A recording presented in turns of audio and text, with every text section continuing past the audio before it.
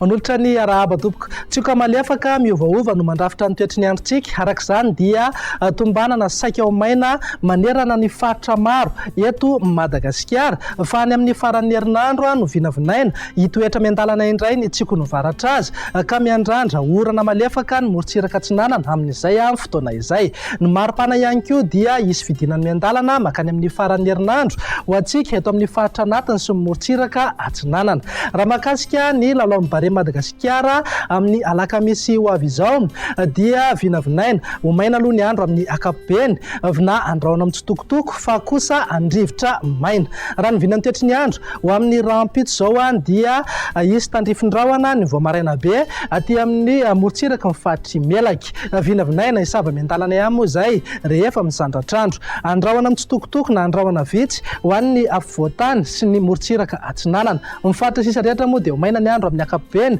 na ibalika be mihitsy ingabe masoandro raha ny tolakandro kosa indray dia miamaina aloha ny faritra maro manerana ny nosy fa kosa miverina mandrahona ny fiafaran'ny tolakandro na ny alina ny any amin'ny manodidina ny samborano torak'izay ihany koa ny ilany andrefa ny afovoantany mety arahana tandrifindrahona mihitsy aza moa indraindray any amin'ny manodidina miandro vazo sy ny fatry melaky mivinan'ny maripana rahampitso dia mananika hatrany amin'ny 5-30 degré ny maripana ambony indrindra any amin'ny fatry menabe Betsiboka, Boeny ary Sofia tafiakatra 9-20 na 7-20 degré ihany koa ny maripana ambony indrindra ho antsika eto amin'ny afovoantany sy any amin'ny morotsiraka Atsinanana raha ny vinany toetry ny andro ny alakamisy ary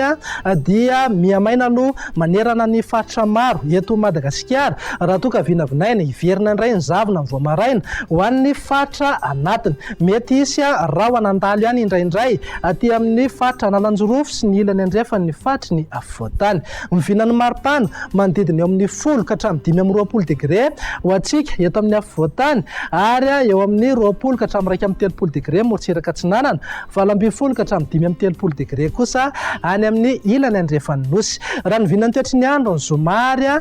dia mbola mitoetra trano ny zavona ny voamaraina ho an'ny afovoantany mety holalovandrahona ny fiafaran'ny tolakandro na ny alina aty amin'ny fatra avaratry Madagasikara mivinan'ny maripana tsy dia misy fiovana firy fa eo amin'ny 7 ka hatramin'ny 5-20 degré ho antsika eto amin'ny afovoantany ary 7-20 ka hatramin'ny 7-20 degré morotsiraka Atsinanana 20 ka hatramin'ny 4-30 degré any amin'ny ilany andrefany Madagasikara araka nefa mahazatra anao rehefa talata toy izao dia ho indro menanao indray ny tahan'ny falitondrivotra teto Antananarivo sy ny manodidina raha hitantsika amin'ny kisary izao